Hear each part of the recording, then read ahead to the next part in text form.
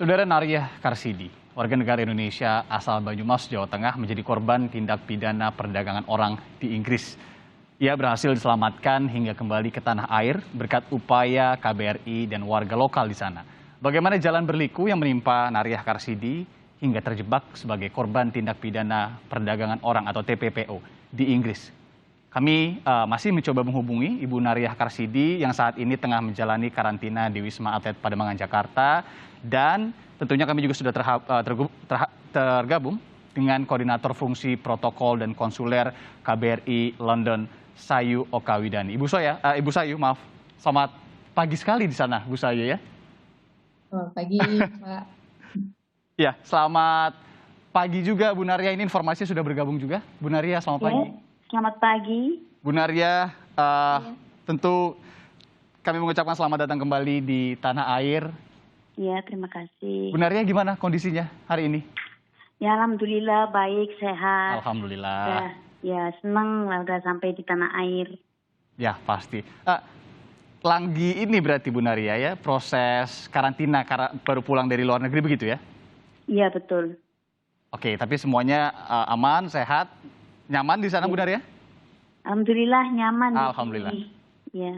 Tentu ini juga berita baik untuk kami ketika mendengar dari Instagram Dubes Desra bahwa Bu Nariah ini akan pulang juga. Bu Nariah, mungkin untuk mengawali izinkan kami juga untuk mendengarkan mungkin cerita yang bisa disampaikan Bu Nariah. Awalnya seperti apa Bu sampai bisa ke Inggris? Apa yang dikomunikasikan pihak-pihak ini pada awalnya? Pada awalnya ya saya kan sampai ke Inggris itu ya mengikuti sama majikan. Ya, saya sama majikan itu ya tadinya saya dari Singapura, terus diajak ke Swiss, habis dari sana terus saja malah nggak boleh pulang kan, nggak boleh pulang lah, terus saya pulang terus aja ke Inggris. Habis ke Inggris saya terus pulangnya nggak ke Indonesia tapi ke Singapura. Habis ke Singapura terus diajak lagi, saya nggak boleh pulang ke Indonesia. Oh, sampai ya. Silakan Bu. Ya, habis itu saya minta pulang ya. Sudah pulang bulan September tahun 2018 terus saya dipanggil lagi. Terus dibilang katanya cuma 3 bulan saja kerjakan. Nah, habis itu saya nggak boleh pulang lagi sampai akhirnya saya nggak bisa pulang. Nggak ada visa, nggak apa. Oke, awalnya dari Singapura atau ini majikannya dari Indonesia, Bu Nariah? Majikan dari Singapura. Awalnya kerja di Singapura ya? Iya. Oke, cukup panjang ya, berarti ikut dengan majikan ini dari 2018 ya, kalau saya catat tadi ya?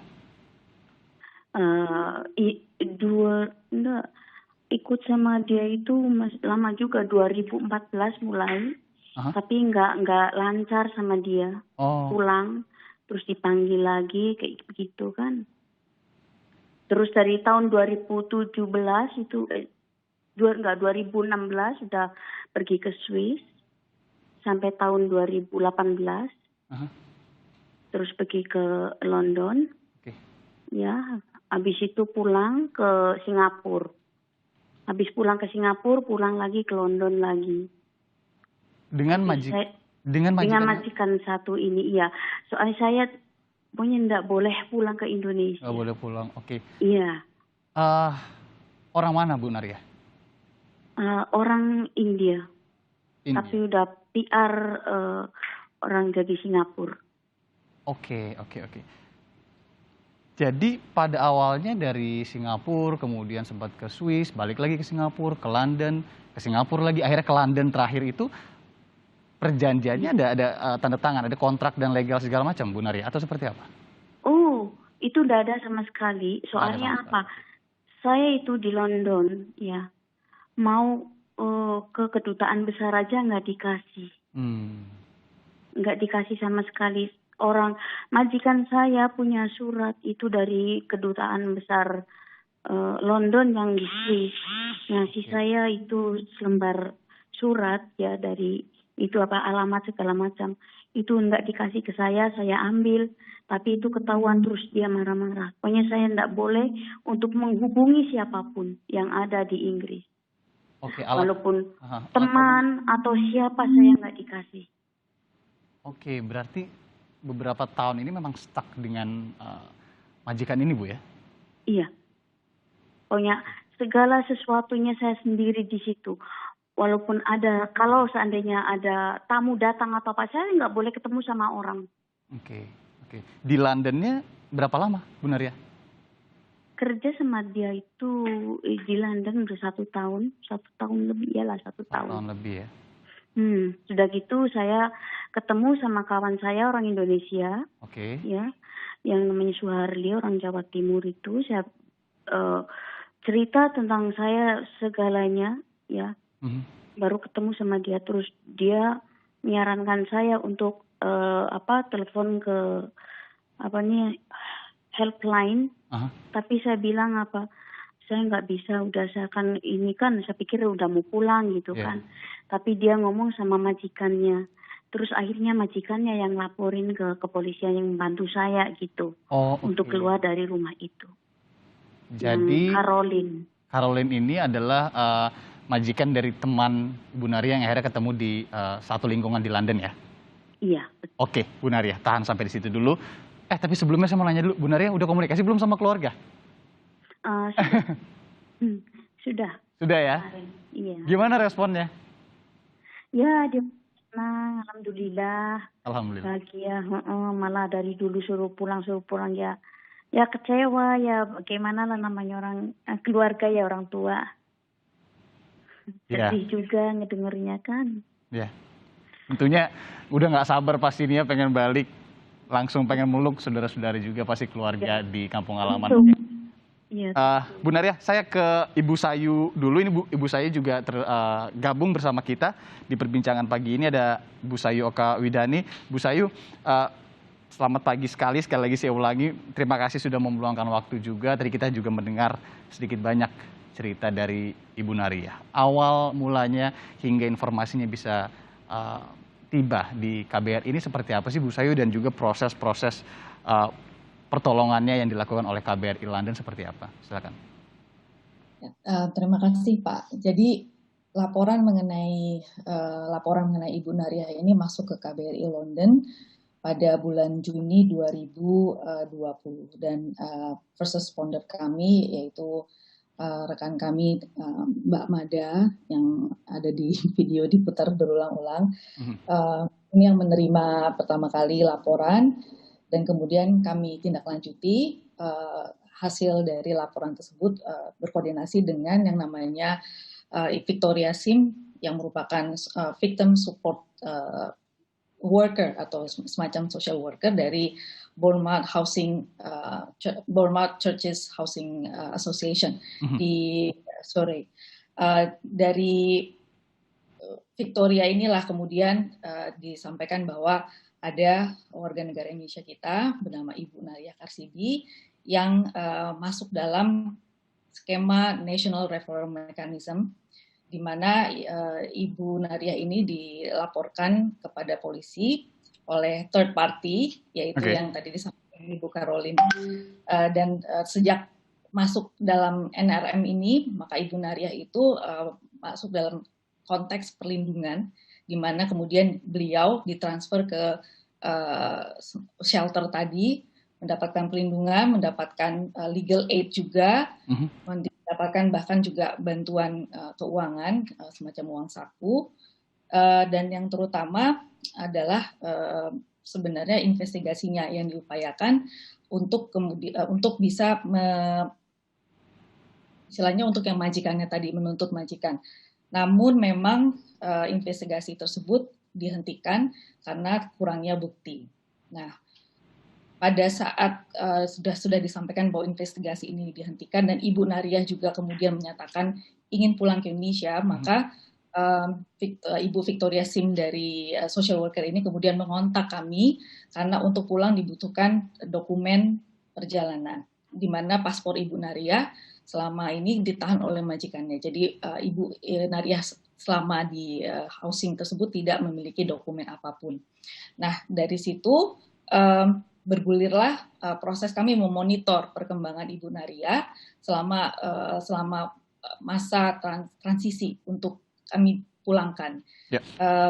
Ya, kami memastikan bahwa Ibu Nariah pertama tentunya selamat ya, maksudnya di dalam housing tersebut memang agak mandek, agak lama, dan kami juga agak susah bepergian ke Sure karena adanya pandemi saat itu.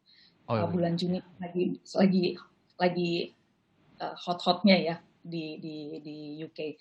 Nah, kemudian sebenarnya agak tersendat lagi pada bulan Januari karena Bu Nariah kena positif COVID dan harus isolasi. Berlanjut kemudian pada bulan Juni akhirnya kami dengan Ibu Victoria Sim social worker juga kita sudah berencana untuk merepatriasi, sudah siap, KBRI sebenarnya sudah siap untuk memulangkan Ibu Nariah, tapi kemudian kami sempat lost contact dengan Ibu Nariah juga di bulan Juli, di akhir Juli. Nah, kemudian pada bulan Agustus kami mendapatkan laporan pertama sebenarnya dari polisi mengenai lokasi Ibu Nariah setelah hilang kontak. Kemudian berikutnya kami mendapatkan kontak langsung dari Ibu Caroline yang kemudian menyelamatkan Ibu Nariah yang sempat keluar dari Bournemouth housing tersebut. Nah, dari situ akhirnya kami ya ketahui kenapa Ibu Nariah mungkin sedikit hilang kontak, mungkin karena ketakutan akan ditaruh di semacam homeless ya, tempat homeless. Jadi beliau dengan bantuan temannya kemudian lari ke tempat Ibu Caroline. Nah, untungnya Bu Nariah ini ketemu dengan orang-orang baik ya, dengan Ibu Caroline di kampung, di tempatnya Ibu Caroline diurus dengan baik sampai kemudian Ibu Caroline mengontak kami dan kemudian kami proses untuk dokumen perjalanannya, dan di situ juga pada tanggal 8 Agustus sempat bertemu dengan Pak Desra. Ada fotonya, dan Bu Nariah menyatakan benar-benar ingin pulang dan kami siap membantu repatriasi yang Ibu saat itu. Sampai di situ dari situ kemudian dia bergulir. Ya. Terima kasih Bu Sayu. Saya kembali ke Bu Nariah, masih bergabung? Iya, masih. Bu Nariah, masalah dokumen ketika awalnya paspor kemudian mungkin awalnya niatnya dititipkan begitu ya Bu Nariah ya ke majikan ini. Tapi kemudian kapan sih, di mana Bu Nariah pada akhirnya merasa wah ini ada yang nggak benar nih, ketika mau minta paspor nggak boleh. Itu pas di mana? Waktu kapan? Ya, itu sebetulnya majikan itu tidak mengizinkan saya untuk memegang paspor atau megang fotokopi kalau saya keluar rumah, ya nggak boleh. Nah itu kan terus yang nggak ininya kan terus hari itu saya mau membuat visa ceritanya. Nah membuat visa itu saya katanya mau dibikin seperti saudara perempuan biar saya tinggal jadi penduduk di Inggris.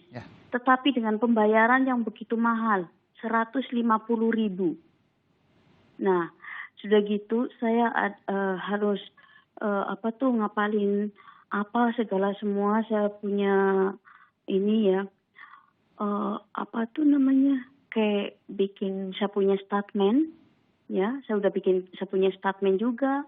Majikan punya statement, laki-laki sama perempuan. Itu saya harus disuruh dihafalin. Kalau nggak hafal, kalau seandainya saya nggak punya visa, nggak bisa masuk lah gitu, nggak dapat.